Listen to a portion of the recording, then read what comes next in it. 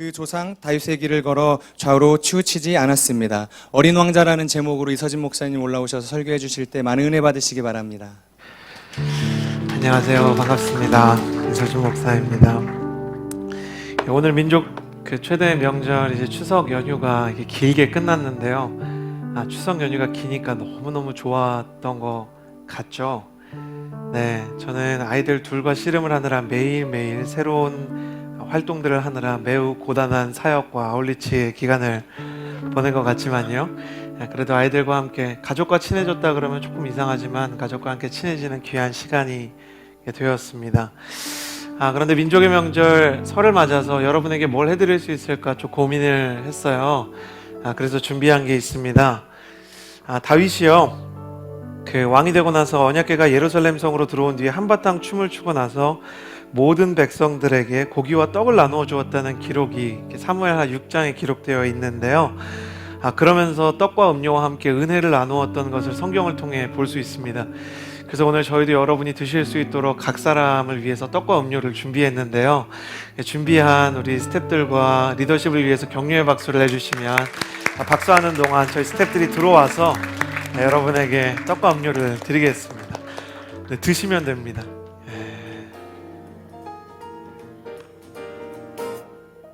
네, 지금 드셔도 되는 거니까요. 이상하게 생각하지 마시고 드시면서 메시지를 들으셔도 좋을 것 같아요. 네, 저는 오늘 이 시간이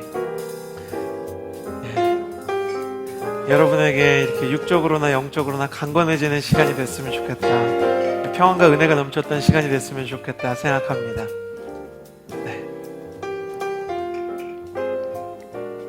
지금 드셔도 전혀 상관없으니까요. 그냥 드시고요. 네, 저녁 못 드시고 오신 분들 계실 텐데 간단한 요깃거리가 될 수 있도록 준비했습니다. 드시면서 이야기 나누어도 참 좋을 것 같다, 그런 생각이 듭니다. 옆 사람에게 이렇게 교회에서 이렇게 하면 약간 어색한 느낌이 들 수도 있지만 병을 부딪히면서 이렇게 얘기해 주시겠어요? 평안하십시오. 네, 잘 모르는 사람도 괜찮습니다. 앞뒤로도 이렇게 살짝, 제가 어떻게 하면 인사를 조금 더 재밌게 할 수 있을까 생각하다가 일부러 유리로 되는 병을 준비했거든요. 네, 이렇게 앞뒤에 있는 사람에게도 이렇게 부딪히면서 인사해 주시겠어요? 행복하십시오.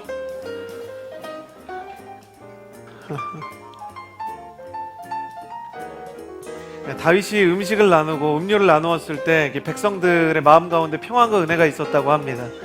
이 시간이 여러분에게 정말 평안과 은혜가 되는 시간이 됐으면 좋겠고요. 오늘 이렇게 아직 떡과 음료를 받지 못하신 분 계시다면 손을 좀 들어주시겠어요?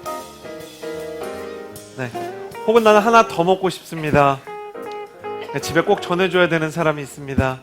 뒤쪽에 우리 음향 부스에 계신 음향 엔지니어 섬기고 있는 청년에게도 전달해 주시고 저한테도 주시겠어요?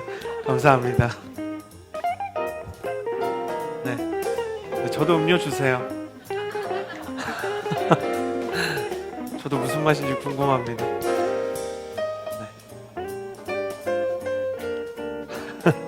감사합니다. 네, 평안하십시오. 네, 다시 한번 옆 사람에게 인사해 주시겠어요? 즐거운 한가위 보내십시오. 네, 이미 다 보냈지만 행복한 추석 보내십시오. 네, 한 번 더 인사해 주시겠어요? 따뜻한 가을 보내십시오. 네, 정말 그런 시간 됐으면 좋겠습니다. 네, 옆 사람을 우리 축복했으니까 가슴에 손을 얹고 스스로를 축복했으면 좋겠습니다. 네, 가슴에 손을 얹고 저를 따라해 주시겠어요? 하나님은 나를 사랑하십니다. 나는 그 사랑 안에 있습니다. 이 시간 말씀 앞에 내 마음을 엽니다. 나는 절대로 이전과 같지 않을 것입니다. 네, 독서의 계절 가을이라는 시리즈로 9월 한 달 동안 여러분과 은혜를 나누고 있습니다. 오늘은 어린 왕자라는 주제를 가지고 여러분과 은혜를 좀 나누고자 합니다.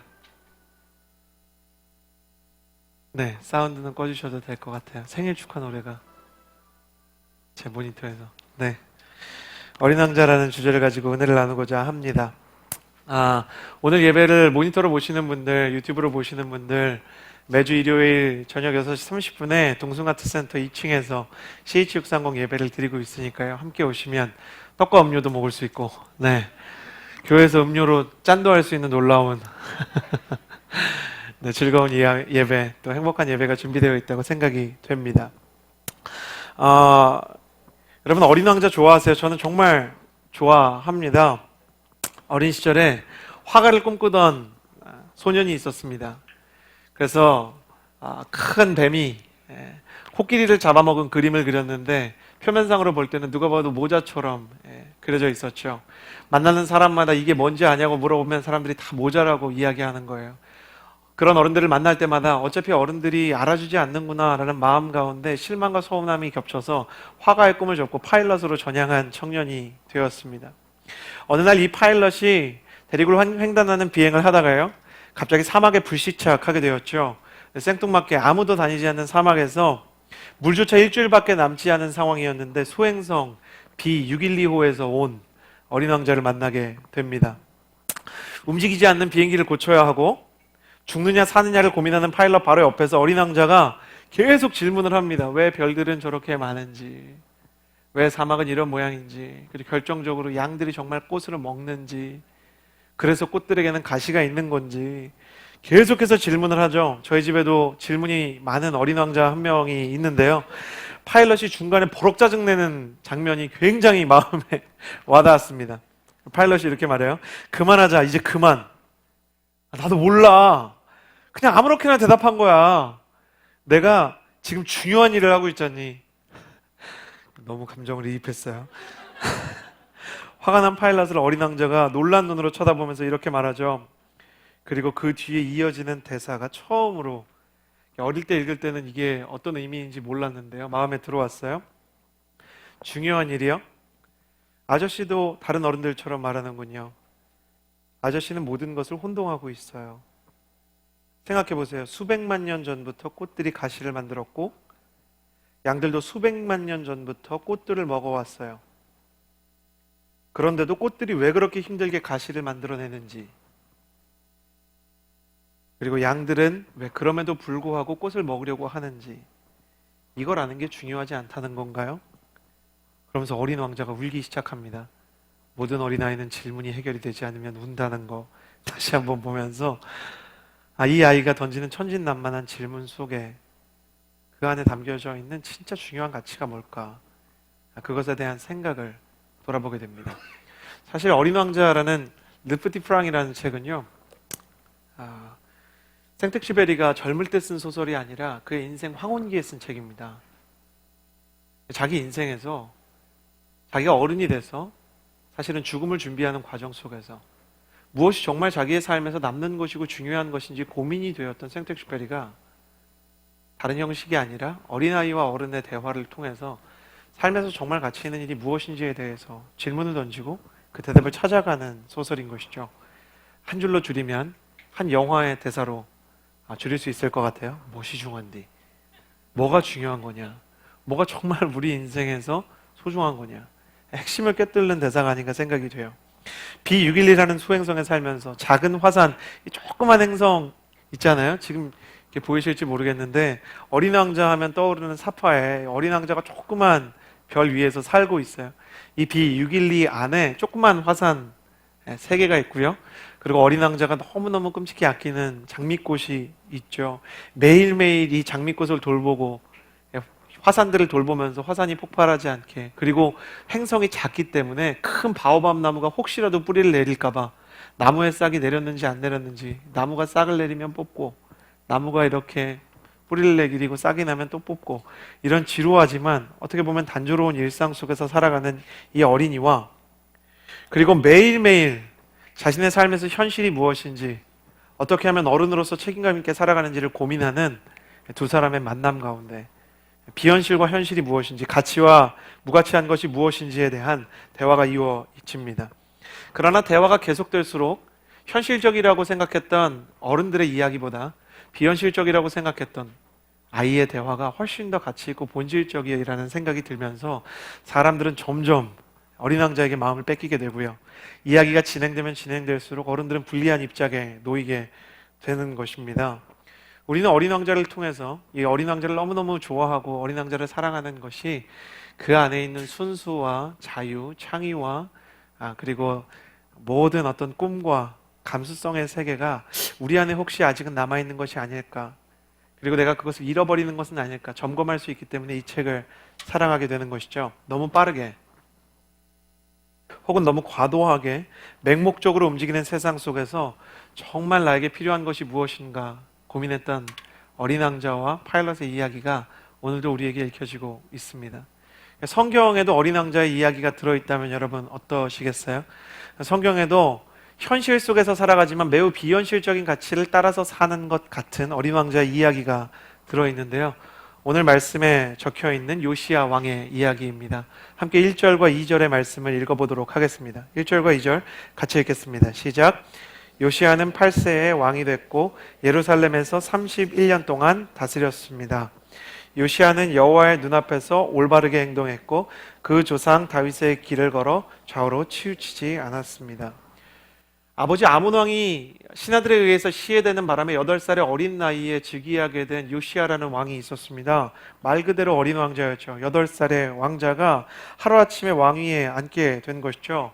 준비가 되어 있지 않을 것이라고 생각했던 많은 사람들의 우려와 혹은 많은 사람들의 압박과 달리 이 요시야는 무려 31년 동안 통치를 성공적으로 수행하면서 다윗 이래로 히스기야와 함께 유다 왕국 전체에서 5손가락 안에 손꼽히는 성군으로 자라게 됩니다. 오늘 말씀 2절 말씀에 보면 요시야에 대한 평가에서 두 가지가 등장하는데요. 첫 번째는 정직히 행했다. 그리고 두 번째는 다윗의 길로 행했다라는 구절이 등장하게 됩니다. 정직하게 행하고 다윗의 길로 행했다. 이 두 가지는 사실상 성경에서 하나님께서 왕들을 평가할 때 가장 가치 있는 일을 한 왕에게 내려지는 칭호입니다. 두 가지 칭호를 다 받은 왕은 다윗 왕 외에 딱 3명밖에 없는데 그 중에 한 명이 이 요시야고요. 그 왕들 중에 미성년자의 나이로 정말 어린 나이에 즉위한 왕은 요시야밖에 없습니다. 요시야가 왕이 된 지 8년에 8살의 왕이 8년이 지났으니까 16년이 됐잖아요. 그가 다윗의 하나님을 찾았다고 이야기합니다. 다윗의 하나님을 찾았다. 역대하 34장 3절에 보면 다윗의 하나님을 찾았대요. 그의 아버지 아몬이 신하들에게 시해를 당한 것이긴 하지만 하나님의 길에서 떠나서 심판을 받을 수밖에 없는 운명을 살았었거든요. 그러나 그의 할아버지 므낫세는 아몬보다는 조금 나은 인생이었어요. 인생에서 대부분의 시간을 불순종의 길로 행했지만 마지막 말년에 하나님에게로 돌아와서 하나님의 법을 세우고자 하는 열심 가운데 그의 인생을 헌신합니다. 어린 왕자였던 요시야는 아버지 아몬보다는 할아버지 므낫세의 영향권 아래서 자라면서 하나님에 대해서 열망과 그리고 신앙심을 가지고 자라게 되었죠. 하나님을 찾았던 요시야가 4년이 지나서 20세에 전 국가적인 영적인 개혁을 일으키게 됩니다. 역대하 34장 4절에서 7절까지를 보면 유다 왕국의 최남단인 시므온 지역에서 북이스라엘의 최북단인 납달리까지 도처에 존재하던 바알과 아세라, 아수르의 모든 별자리의 신들의 산당을 다 헐어버리고 대한민국도 21세기에 들어서야 법으로 전면적으로 금지했던 성매매를 이 시기에 이미 법적으로 완전히 금지시켜버리고 전부 이 몸을 사고 파는 일들을 완전히 뿌리 뽑아버리는 고대 세계의 혁신적인 개혁을 성취합니다. 생체시베리의 어린 왕자가 세상을 보면서 어른을 보면서 이 행성 저 행성을 다니면서 어른들을 보면서 습관처럼 하던 말이 있어요. 어른들은 아무리 생각해도 이상해.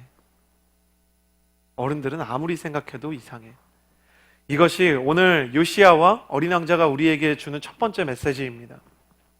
어린 나이에 즉위했기 때문에 정치보다 본질을 더 중요하게 생각했어요. 어린 나이에 하나님을 찾았기 때문에 어린 신앙심을 가지고 하나님의 길을 쫓을 수 있는 순수함이 그의 마음속에 있었어요. 어린 왕자가 어린 감수성을 가지고 열심히 계산을 하고 별을 세고 왕이었던 사람들과 통치자였던 사람들을 보면서도 저게 뭐가 중요할까라는 질문을 하고요. 어른들은 오히려 그 질문에 수세에 몰려서 왜 중요한지를 설명하지 못하면서 결국 인간이 추구하는 모든 가치가 허울뿐이라는 것이 폭로되는 것처럼 요시야의 어린 왕자의 눈으로 보았던 세상이 전부 다 하나님이 보시기에 비정상적인 세상이었죠. 요시야에게 이 비정상적인 세상을 바라보는 눈뿐만 아니라 하나님이 허락하신 귀한 게 있었는데 바로 미움받을 용기와 오해받을 각오가 있었어요. 비정상적인 세상 속에서 정상적인 하나님의 법들을 성취하려면 그는 비정상적인 사람들의 오해와 미움을 한 몸에 받아야 된다는 것을 알고 있었죠. 그러나 그는 그럼에도 불구하고 하나님을 쫓아가야 되겠다는 분명한 방향성을 가지고 비정상적인 사람들에게 미움을 받고 오해를 받는 것을 뒤로하지 않습니다. 레오 톨스토이가 이렇게 얘기했죠. 선을 행하기 위해서는 열정이 필요하다. 그러나 악을 제거하기 위해서는 더 크고 위대한 열정이 필요하다. 어린 왕자 요시아의 마음속에 미움을 받을 수 있고 오해를 받을 수 있는 각오가 있었던, 마음이 있었던 것은 그의 마음 가운데 톨스토이가 이야기했던 위대한 열정이 있었기 때문이에요. 이 위대한 열정을 한 영적 지도자가 이야기하기를 비전을 만드는 힘은 언제나 거룩한 불만족에서 시작된다라고 호칭했어요. 비전을 만드는 힘은, 하나님의 일을 만들어내는 힘은 언제나 거룩한 불만족에서 시작된다. 이 열정을 한마디로 압축하자면 거룩한 불만족이에요. 이 비정상적인 세상에 대한 거룩한 불만족, 이대로는 안 된다는 거룩한 불만족, 무언가가 바뀌어야 된다, 왜 사람들이 침묵하고 있느냐, 왜 사람들이 하나님의 일에 발벗고 나서지 않느냐는 불만족이 그의 마음 가운데 가득했어요. 세상에는 경건하지 않은 불만족이 있고요, 자신의 사리사욕과 자신의 피해 때문에 생기는 불만족과 질투와 잘못된 불들이 있고요, 그리고 하나님의 일들을 위한 경건하고 거룩한 불만족이 있습니다. 다윗이 하나님의 이름을 모욕했던 골리앗의 말을 못 들은 척 할 수 없었던 마음이 있었던 것, 그의 마음 가운데 거룩한 불만족이 있었기 때문이에요. 엘리야가 바알과 아세라 선지자들을 내버려 둘 수 없었던 것, 그의 마음 가운데 거룩한 불만족이 있었기 때문입니다. 언제나 시대를 바꾸는 하나님의 사람들의 비전의 시작은 거룩한 불만족에서 시작이 되었죠. 어린 왕자와 요시아가 하나님의 사람이 되고자 하는 여러분에게 질문합니다. 당신의 가슴 속에, 청년 크리스천 당신의 마음 속에 거룩한 불만족이 있는가? 그리고 이 거룩한 불만족을 하나님의 방법대로 사용하기 위해서 요시아는 개혁이 끝날 때쯤 성전을 수리합니다. 요시아의 이 결정이 매우 중요한데요, 요시아가 개혁을 하다가 중간에 성전을 보수하기 시작했던 것은 거룩한 불만족의 불이 예배를 통해서 정화되지 않으면 자칫 사람을 상하게 하고 사람에게 옮겨 붙는다는 것을 그가 알고 있었기 때문입니다.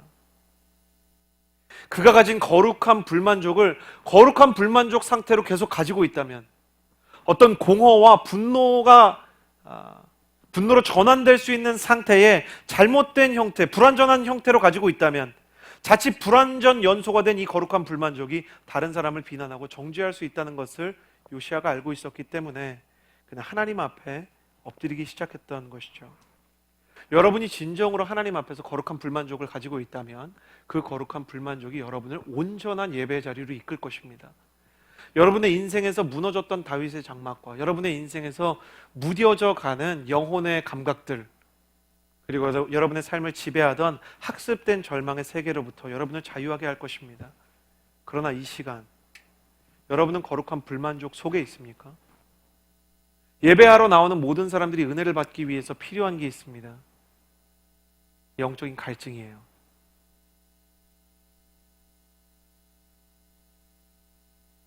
하나님의 은혜가 없이는 살아갈 수 없다는 것, 하나님께서 나에게 무언가를 부어주셔야 내가 앞을 향해서 나아갈 수 있다는 마음, 그 마음이 없으면 사람의 마음 가운데 하나님께서 부어주시는 비전과 은혜의 역사가 온전히 일어나지 않아요. 그러나 여러분의 마음 가운데 어떤 거룩한 불만족이 있다면, 내 가정이 계속 이렇게 가서는 안 된다, 내 민족이 계속 이 방향으로 가서는 안 된다, 내가 몸담은 학계가, 내가 몸을 담은 교육의 세계가, 내가 지금 연주하고 있는 음악의 세계, 내가 드로잉을 하고 있는 미술의 세계와 입법과 사법과 경제적인 세계 속에서 내게 주어진 땅과 내게 주어진 세계가 어린 왕자와 요시아가 볼 때 이상한 방향으로 가고 있다면, 내가 무언가를 행해야 된다는 거룩한 불만족이 있다면 하나님께서 여러분에게 충분한 비전을 주실 것입니다. 중요한 것은 요시아가 16살 때 하나님을 찾았지만 요시아가 막상 개혁의 칼을 빼어든 것은 20살 때였다는 거예요. 요시아가 당장 개혁을 하고 싶었어요. 16살 때 얼마나 뜨거웠겠어요. 그러나 그럴 수가 없었어요. 아수르의 이 약간 식민지처럼 반식민지로 전락해 있는 상태 속에서 아수르의 모든 바알과 아세라와 그 모든 궁성의 이 모든 12 별자리들에 대한 신들의 신전을 다 허문다는 것은 자칫 반역으로 해석될 수가 있었고, 요시야가 개혁의 칼을 바로 빼어들었다면 그는 역사에서 아무 일도 하지 못하고 사라져버렸을지도 몰라요. 그러나 그가 그 열정을 사그러뜨리지 않고 그 방향을 가지고 계속 기도했던 20살이 되던 해에 아수르가 다른 지역의 분쟁 때문에 유다 땅에 대한 통제력을 완전히 상실합니다. 그때를 놓치지 않고 요시야가 하나님의 때에 맞추어서 일을 하게 된 거예요. 여러분의 거룩한 불만족과 여러분의 열정은 몇 년 산입니까? 몇 년째 그 열정이 지속되고 있습니까? 만약 여러분의 갈망과 갈증이 하나님 보시기에 충분한 때만큼 쌓이게 된다면 그 열정이 쉽사리 채워지지 않는 영혼의 굶주림으로 내 인생 가운데 남게 된다면, 내가 같은 비전, 같은 기도 제목을 가지고 3년이고 4년이고 5년이고 10년이고 기도할 수 있다면, 내 인생의 한 가지 비전을 위해, 한 가지 기도 제목을 위해 내가 끊임없는 기도의 끈을 붙잡고 있다면 하나님께서 그 거룩한 불만족 가운데 임하실 것입니다.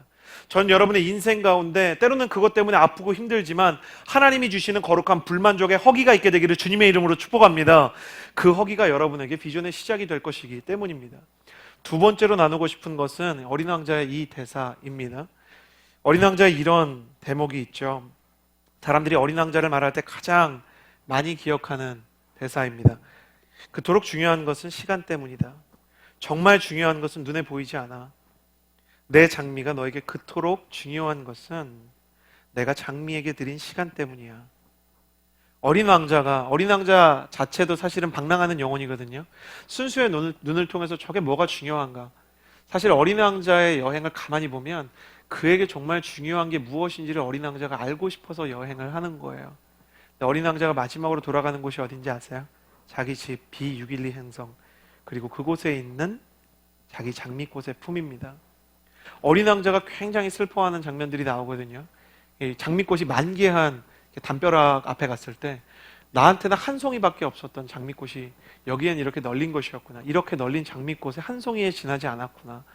어쩌면 그게 사랑일 수도 있고 사람일 수도 있지만, 그것에 대한 비유일 수도 있지만, 어쩌면 많은 사람 중에 하나, 어쩌면 많은 기회 중에 하나, 어쩌면 많은 비전 중에 하나, 어쩌면 많은 인생 중에 하나일 뿐이라는 그 허무감이 어린 왕자를 어렵게 만들죠. 그때 어린 왕자가 길을 잃은 것처럼 방황하고 있을 때 어린 왕자에게 현자 역할을 해주었던 것이 귀여운 사막 여우입니다. 사막 여우 실제로 이렇게 아들이랑 공원에 보러 갔는데 얼마나 반가웠는지 몰라요. 엄청 귀엽게 생겼어요. 근데 이 사막 여우가 등장해서 어린 왕자한테 얘기해 주기를, 너한테 그 장미꽃은 다른 장미꽃과 같을 수가 없다. 왜냐하면 너가 너의 마음을 다해서 그 장미꽃을 사랑했고, 그래서 그 장미꽃에게는 너가 특별할 수밖에, 너에게 그 장미꽃이 특별할 수밖에 없지. 그 안에서 가치는 시간 안에 담기게 된다는 것이 하나의 진리처럼 등장하게 됩니다. 요시야도 마찬가지였죠. 어쩌면 많은 왕들 중에 하나, 열왕기와 역대기에 기록된 수많은 왕들 중에 하나, 성경 속에 기록된 수많은 사람 중에 하나일 수 있었던 요시야가 그의 힘겨운 인생, 사람들에게 때로는 미움을 받고, 왜 성매매를 다 없애는 거야? 그러면 스트레스는 어떻게 하라고? 왜 우상 숭배를 다 없애는 거야? 사람들이 오해하는 것이 있는데요. 이스라엘 백성이 모세 이후로 계속 유일신 하나님 밑에서 정권을 유지했을 것 같지만, 이스라엘 전체 역사를 두고 봤을 때 유일신 신앙을 가졌던 역사는 매우 짧고요. 매우 다원론적이고 다신론적인 세상 속에서, 어쩌면 대한민국 같은 세상 속에서 살았어요, 이스라엘 사람들이. 근데 다시 유일신 사상으로 돌아가자 그러니까 얼마나 많은 사람들이 반발을 했겠어요. 종교의 자유를 없애고 하나님에게로 돌아가야만 살 수 있다고 이야기하는 그 요시야가 왕이니까 대적하지 못해도 미움과 오해와 질시를 얼마나 많이 보냈습니까? 그럼에도 불구하고 요시야가 하나님만이 참되다는 가치 때문에 그 자신이 하나님 앞에서 헌신했던 것은 바로 시간이었습니다. 나라 안팎으로는 아수르와 이집트, 바벨론이 경쟁을 하듯이 제국을 세우고 있었고, 그 고래 싸움에 새우등 터지지 않으려면 요시야는 군사를 기르든지 경제를 기르든지 아니면 외교를 잘해야 됐었죠. 그러나 그는 묵묵히 하나님의 성전을 수리합니다. 대신들이 이해를 하지 못해요. 그는 사람들이 전하는 군사적인 정보나 최신식 무기나 보석을 발견하기 위해서 시간을 쓰는 대신 하나님을 발견하기 위해서 자신의 시간을 사용합니다. 보석을 발견하느니 하나님을 발견하겠다. 사람들의 이야기를 듣느니 하나님의 음성을 듣기 위해서 내 귀를 기울이겠다. 군사력의 능력을 의지하느니 내가 만군의 여호와의 이름을 의지하겠다는 마음을 가지고 하나님의 이름에 혼신을 다해서 자신의 모든 시간을 바치기 시작했죠. 그리고 그 시간이 요시야의 진심을 증명할 때쯤 하나님께서 율법책을 주십니다. 하나님의 음성이 들어있는 율법책. 시간이 요시야의 진심을 증명했기 때문이에요. 생각해 보십시오. 우상들을 파괴하고 방치되었던 하나님의 전을 수리하는 종교개혁이 진행되지 않았다면 어떻게 성전을 수리하다가 30년 이상 사라졌던 율법책을 다시 찾을 수 있었을까요? 최소 30년이고요. 길게 봤을 때는 120년 정도 사라졌을 율법책을 요시야가 찾았던 것은 그가 먼저 하나님을 찾았기 때문입니다. 이 모습을 예레미야가 빗대어서 예레미야의 예언서에서 말하는 것이에요. 너희가 전심으로 나를 찾고 찾으면 만나리라. 저는 이 구절을 보고 하나님, 제가 전심으로 하나님을 찾고 찾았습니다. 왜 저를 만나주지 않으시나요? 그러나 성경 속에서 믿음도 기도도 시간의 진심 속에서 증명된다는 것을 저는 요시야를 통해서 다시 깨닫게 됩니다. 상당한 기간 동안 종교개혁을 하면서 요시야의 마음에 은혜를 받을 만한 준비가 되어 있지 않았다면 어떻게 요시야가 하나님의 음성을 들을 수 있었을까? 우리는 은혜 받을 준비를 하지 않고 은혜를 받기 원합니다. 하나님에 대한 갈망을 가지지 않고 하나님의 열망이 나를 태우기를 원합니다. 하나님에게 시간을 드리지 않지만 하나님께서 내게 시간을 쓰시기를 원합니다. 사람이죠. 그리고 우리의 시간을 허망한 것들에 내어주고 시간을 하나의 그릇에 비유한다면 재활용도 되지 않을 쓰레기들로 우리의 시간을 채울 때가 얼마나 많은지 모릅니다. 이쯤에서 또 한 권의 책을 여러분에게 소개하고 싶은데요. 이재철 목사님의 사랑의 초대라는 책이 있습니다. 청년 시절에 이재철 목사님의 청년아 울더라도 뿌려야 한다. 그리고 매듭짓기와 사랑의 초대는 여러분 꼭 읽어보셔야 된다고 생각이 돼요. 이 사랑의 초대에 이재철 목사님이 쓰신 글을 그대로 읽어드립니다. 청년 여러분, 오늘 여러분의 시간을, 아니 시간이 아니라 시간으로 대변되는 여러분의 생명을 대체 무엇과 바꾸셨습니까? 바꿀 만한 가치와 의미가 충분히 있는 것과 여러분의 생명을 바꾸었습니까? 아니면 어리석게도 물거품처럼 허망하기 짝이 없는 것과 바꾸었습니까?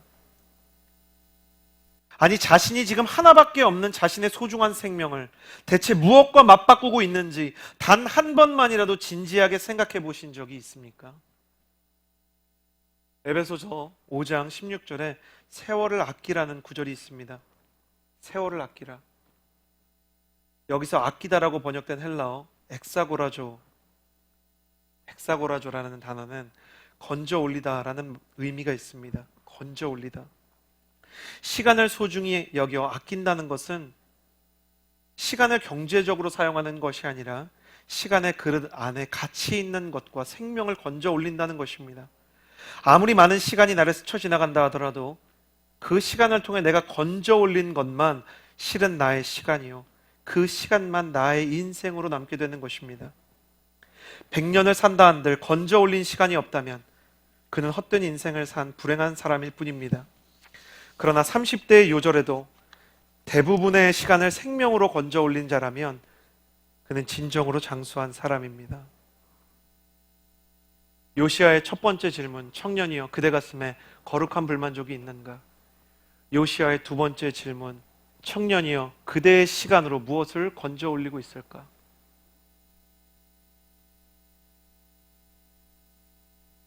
우리의 시간 안에 우리는 무엇을 담고 있을까요? 저는 제 시간의 대부분을 동물팡으로 채운 시절이 있었어요. 쉬는 시간마다 동물들이 이렇게 흩어져 있는 동물들을 이렇게 두세 사람이 모일 수 있도록 이렇게 연결해주는 게임 속에서 저는 공동체의 참 의미를 찾아보려고 애를 썼지만 그러나 공동체는커녕 실제 공동체 지체들과 경쟁을 하다가 목사님이 동물팡을 너무 열심히 한다는 것이 들통난 이후로 다시는 할 수 없는 비극적인 상태에 처한 적이 있었죠. 그래요. 그런 시간이 우리의 삶에 없을 수는 없을 것입니다. 우리는 인간이기 때문에 무의미하고 공백과 여백이 될 수 있는 시간도 채우게 되겠죠. 그러나 한번 생각해 보십시오. 지난 일주일 동안 우리의 삶 가운데 기록될 만한, 남을 만한 무엇이 담겨 있었는지, 아니면 내가 살아놓고도 나조차 기억하지 못할 것들을 위해서 내 시간과 생명을 허비하고 있지는 않았는지. 사실 전에도 한번 얘기했지만 청년의 특권이자 비극은 10년 뒤에, 20년 뒤에도 이 자리에서 청년으로 있을 수 있는 사람이 없다는 거 아니겠습니까? 물론 청년으로 가장은 가능합니다. 가장. 그러나 실제로 우리의 청년의 시기가 영원할 수 없죠. 사람들이 돈을 벌기 위해서 건강을 망치고 나중에는 건강을 찾기 위해서 돈을 씁니다. 시간을 벌기 위해서 일을 하고 나중에는 일을 하다가 시간을 다 잃어버려요. 그리고 자기가 어디에 서 있는지조차 알지 못합니다. 요시아는 이 시간에 멈춰서 우리에게 질문합니다. 청년이여, 그대의 시간 속에 무엇이 담기고 있는가? 그대 스스로 생각해보라. 수많은 부귀영화를 누렸지만 그의 인생 말미에 모든 것이 헛되고 헛되며 헛되며 헛되다고 이야기했던 솔로몬처럼 내 인생에 아무 의미 없는 것들을 채우고 있지는 않은가? 어린 왕자와 요시아가 시간에 대해 이야기하고 있습니다. 세 번째로 여러분과 나누고 싶은 어린 왕자와 요시아의 이야기는 어린 왕자의 마지막 이야기 중에 하나죠. 아저씨, 오늘 내 별로 돌아갈 거예요. 어린 왕자가 아저씨한테 오늘 내 별로 돌아갈 거예요. 여우와 이야기를 하고 자기 자신의 내면을 돌아본 뒤에 자기가 자기 장미를 돌보러 다시 자기 별로 돌아가야 되겠다는 생각을 합니다. 무슨 영문이었는지 어린 왕자가 여행을 시작했던 이유가 있지는 않지만 아마도 소년이었던 어린 왕자가 어른의 세상을 봐야 하는 성장의 시기에 있었던 것으로 보여요. 그리고 다시 돌아가야 되는 것은 자기에게 소중한 가치, 자기에게 맡겨진 사람과 자기에게 맡겨진 사랑을 향해서 가야 되겠다는 생각을 하게 되죠. 그러나 이 장면은 약간 우울하게 그려져 있어요. 어린 왕자가 별로 돌아가는 것 같기도 하고 약간 죽음을 맞는 것 같기도 한 그런 모습으로 그려지고요. 무엇보다 어린 왕자를 통해서 처음에는 이 아이가 너무 귀찮다고 생각을 하다가 어린 왕자에게 선한 전염이 되어서 그처럼 순수해지고 감수성을 회복했던 이 파일럿이 어린 왕자에 대한 상실감에 눈물로 밤을 지새우는 스토리가 그 안에 적혀져 있습니다. 그러나 어린 왕자의 삶보다, 어린 왕자와 파일럿의 이별보다 더 가슴 아픈 새드 엔딩이 성경 속에 기록되어 있는데요. 바로 이 요시아의 죽음이 우리가 생각하는 그런 해피엔딩이 아니었습니다. 함께 역대하 35장 20절에서 24절의 말씀을 같이 한번 읽어보았으면 좋겠는데요. 우리 한 절씩 천천히 한번 읽어봅시다. 시작. 이 모든 일 후 곧 요시아가 성전을 잘 정돈한 뒤에 이집트 왕 느고가 유브라테스 강가에 있는 갈그미스를 치려고 올라왔습니다. 요시아는 그를 맞아 싸우러 나갔습니다. 느고는 요시아에게 사람을 보내 말했습니다. 유다 왕이여, 왕과 내가 무슨 상관이 있겠소? 내가 이번에 치려는 것은 왕이 아니라 나와 싸우는 그 족속이요, 하나님께서 나로 속히하도록 명령하셨소. 하나님께서 나와 함께 계시니 하나님을 막는 짓을 멈추시오. 그래야 하나님께서 왕을 멸망시키지 않으실 것이요. 그러나 요시아는 물러나기를 싫어하고 그와 싸우기 위해 변장했습니다. 요시아는 느고가 하나님의 명령으로 한 말을 듣지 않고 그와 싸우러 무기또 평지로 나갔습니다. 싸우는 가운데 활 쏘는 사람들이 요시아 왕을 쏘아 맞추었습니다.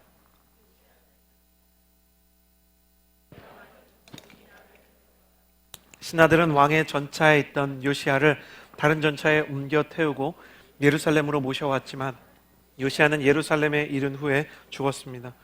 요시아는 자기 조상들의 무덤에 묻혔고, 요시아가 통치한 지 31년이 되던 해에 이집트와 아수르가 동맹을 맺게 됩니다. 이스라엘 북쪽에 아수르라는 나라가 있었어요. 마치 남한과 북한 위에 중국이 있듯이, 그리고 그보다 더 위에 러시아처럼 바벨론이 있었는데 이 바벨론의 세력이 너무너무 커지니까 위협을 느낀 이집트와 아수르가 사실은 라이벌 관계였는데 바벨론을 경쟁하기 위해서 손을 잡습니다. 그래서 바벨론과 전쟁하기 위해서 이집트의 파라오였던 느고라는 왕이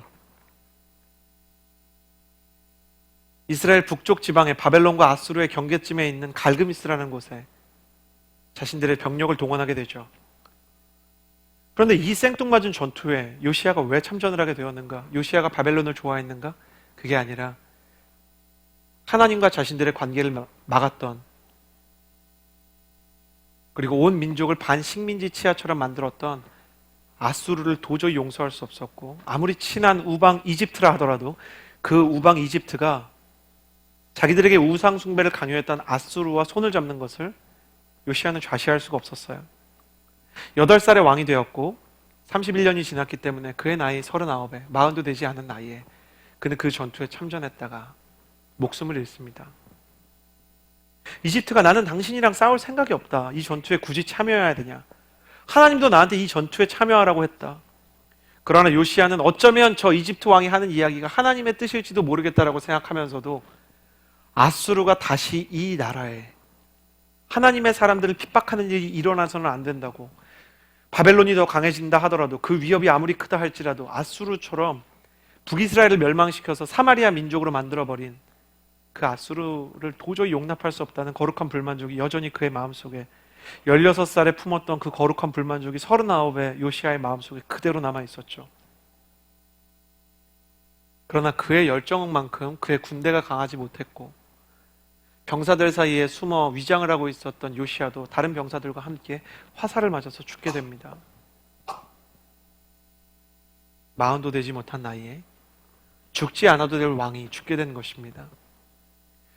일평생 하나님을 위해서 헌신한 사람의 해피엔딩이라고 볼 수 있을까?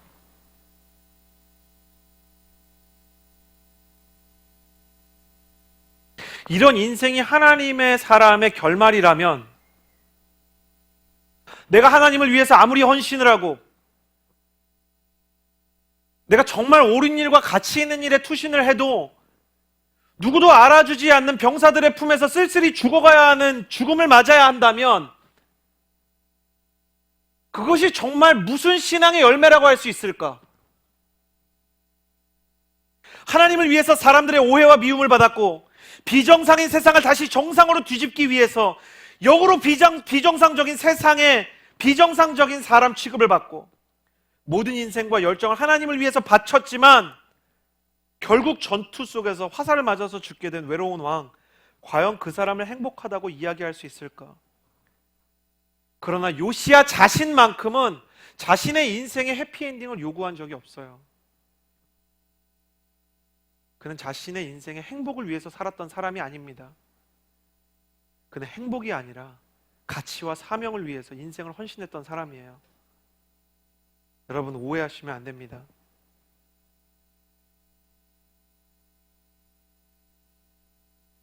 신앙생활을 하고 하나님의 비전을 받는 길이 가장 가치 있는 일이지만 때로는 가장 행복한 길로 느껴지지 않을 수 있습니다.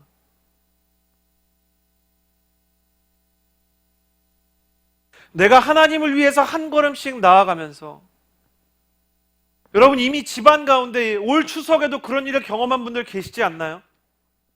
나는 정말 생명이신 예수 그리스도를 믿고 그분을 전하고 싶은 건데 가족들이 나를 이해해 주지 않는 거예요. 내 평생의 소원은 남들은 그렇게 받고 자랐다는 어머니의 기도를 받는 건데, 나를 위해서 기도하는 어머니는 도대체 언제쯤 나타날 수 있는 건지, 어머니에게선 변화의 조짐이 보이지 않고,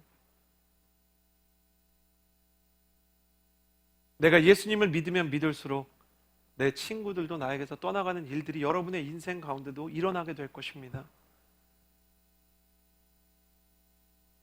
요시야는 그렇게 될 걸 알았어요. 사실 요시야가 율법책을 발견했을 때 대제사장 hil기야가 가지고 온 율법책에는 이미 1000년 전에 쓰여진 책이었지만 이 민족은 멸망할 수밖에 없다는 예언이 적혀 있었습니다. 요시야, 네가 아무리 열심히 해도, 요시야, 네가 아무리 애를 써도 이 민족은 지금 심판을 향해 나아가고 있다. 그럼에도 불구하고 요시야는 자기 인생에서 가장 가치 있는 길을 갔어요. 성공이냐, 실패냐, 승리냐, 패배냐, 해피엔딩이냐, 새드엔딩이냐, 그래서 내가 행복하냐, 사람들이 나를 알아주고 격려하냐, 그렇지 않으냐는 요시야의 관심이 아니었어요. 이 길이 내가 가야 하는 길이 맞는가? 하나님께서 내게 주신 가장 가치 있는 인생이 맞는가? 성경을 보면 성경은 우리에게 이런 길을 걸어갔던 사람들을 수도 없이 보여줍니다. 성경의 가장 위대한 어린 왕자, 하나님의 아들 예수 그리스도, 인간의 아들로 태어나서 심지어 말구유에 태어나서 일찍 아버지가 죽게 되죠. 아버지 요셉이 일찍 죽어서 예수님이 사역할 때는 요셉은 아예 등장도 하지 않아요.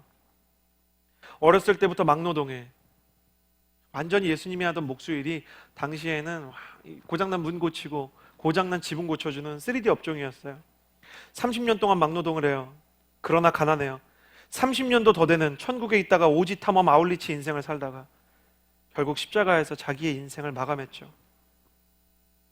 여러분, 그 예수님께 예수님 당신의 인생은 행복했습니까? 그런 질문은 그분의 인생과 어쩌면 어울리지 않는 것일지도 모릅니다. 행복이라는 단어는 고귀한 단어지만 예수님의 인생을 담을 수 있는 무게를 가지고 있지 않아요. 독실한 기독교인으로서 교육만이 조국의 미래라고 생각했던 독립운동가 도산 안창호 선생, 그는 마지막까지 조국의 독립에 대한 희망을 놓지 않다가 지독한 고문 속에서 생명력이 서서히 고갈되어서 죽게 되죠. 그때까지 신앙과 조국에 대한 광복의 꿈을 포기하지 않고 세상을 떠나게 됩니다.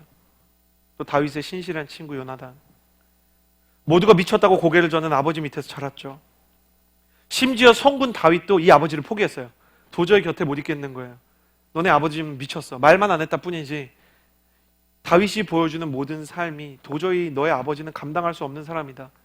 그러나 요나단은 사랑하는 아버지를 끝까지 변화시키기 위해서 자기 인생을 헌신하다가 아버지와 함께 전사하게 됩니다. 예수 그리스도의 복음을 지키기 위해서 목숨을 던진 성도들과 지금도 순교하고 있는 이슬람권의 선교사님들,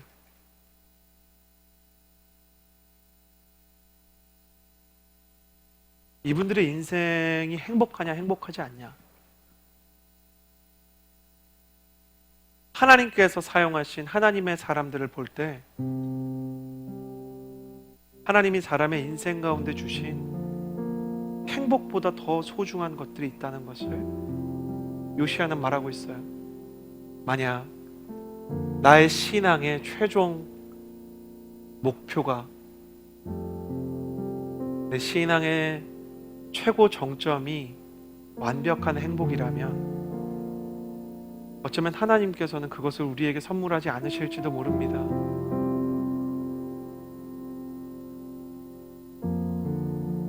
세상의 성공, 많은 사람들의 박수, 많은 사람들의 인정을 뒤로하고도 가야 되는 길을 여러분에게 주실지도 모릅니다. 그래서 어쩌면 예수님께서는 그 길이 좁은 길이라고, 내가 가는 길도 좁은 길이고 내가 너희를 초청하는 길도 고생이 없다고 말할 수 없다고 우리에게 이야기하시는 것인지도 몰라요.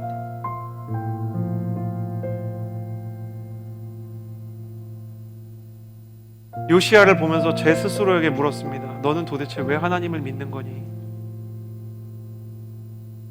저는 요시야에게 묻고 싶었어요. 어린 왕자 요시야여, 당신 정말 행복했습니까? 처음에는 그렇게 묻고 싶었지만 나중엔 질문이 바뀌었어요. 어떻게 행복보다 더 소중한 길을 걸었습니까?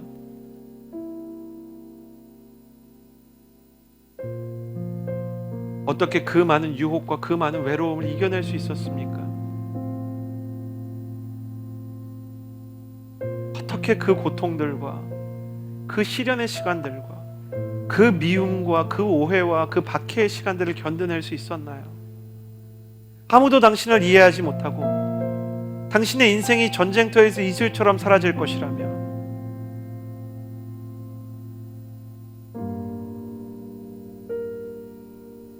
당신은 왜 그런 인생을 선택한 건가요? 그러나 성경을 읽으면 읽을수록 요시야의 마음이 느껴지는 거예요. 그는 자신이 겪고 있는 그 모든 고난과 그 모든 아픔을 자신의 신앙의 메인 테마로 잡지 않았어요. 단 한 번도 힘들다는 이야기를 입 밖에 꺼내지 아니하고 그는 모든 것을 희생하는 대신 얻었던 한 가지에 대해서 반복해서 말합니다. 그게 뭐냐면 하나님이었어요. 내가 모든 것을 잃었지만, 내가 때로는 사람들을 잃고 명성을 잃고 돈을 잃고 상식을 잃고 평가를 잃어도 내가 그러면 그럴수록 내 마음 가운데 내게 더 많이 얻어지셨던 분, 그분이 바로 나의 하나님이십니다.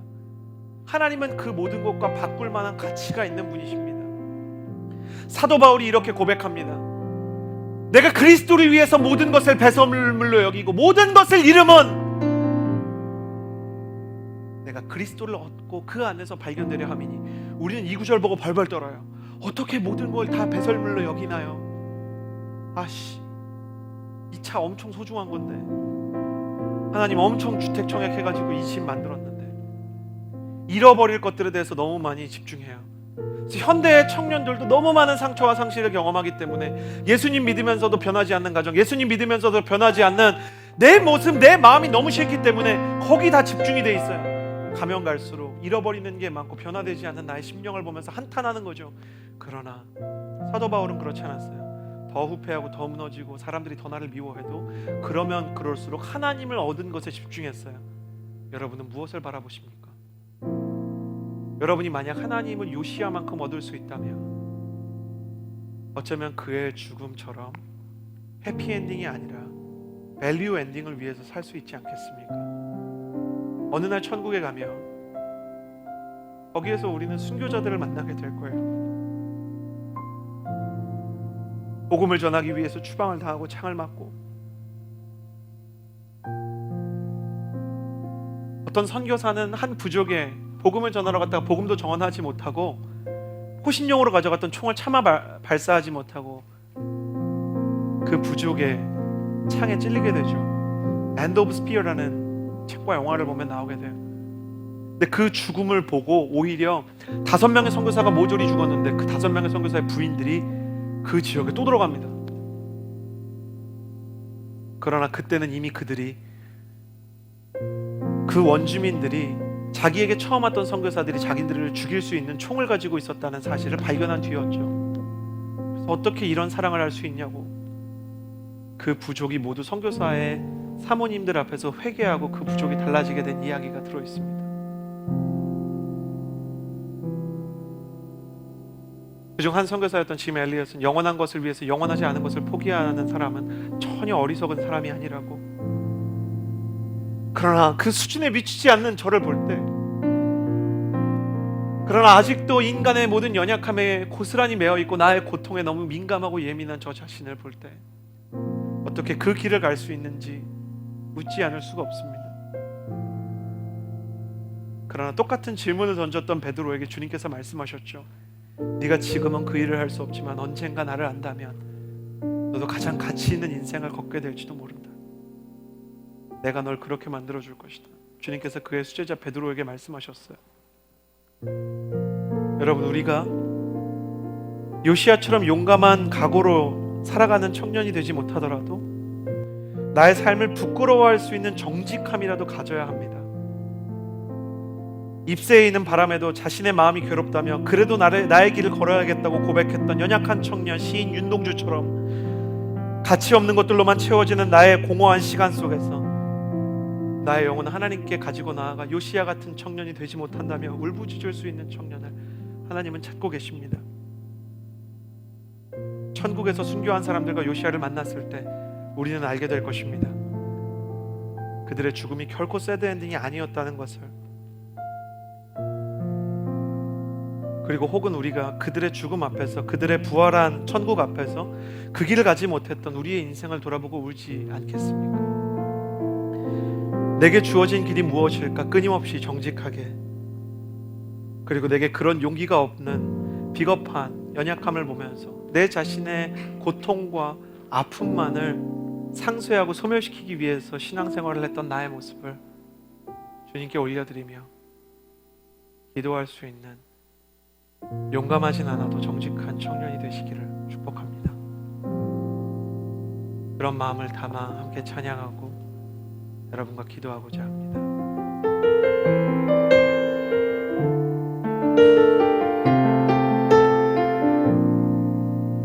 요시야 같은 큰 산은 되지 못하더라도 주의 동산으로 살기 원합니다.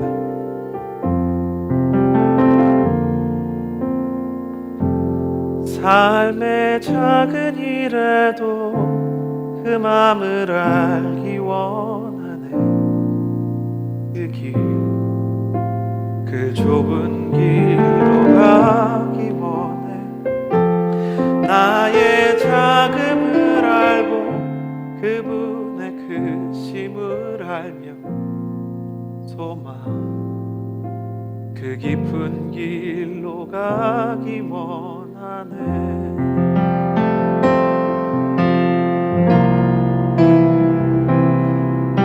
저 높이 솟은 산이 되기보다 여기 오름직한 동산이 되길, 내 가는 길만 비추기보다는 누군가의 길을 비춰준다면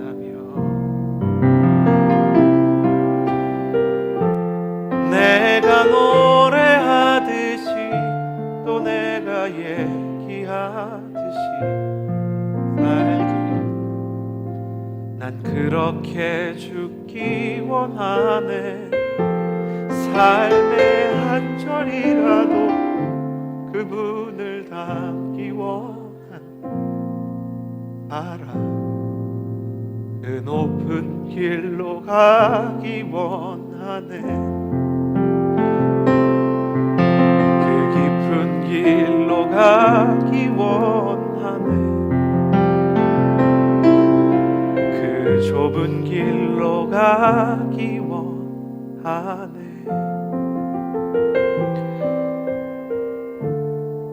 저도 연약한 목자라 요시야처럼 예수님처럼 살자고 감히 권면할 수 있는 용기도 있지 않습니다.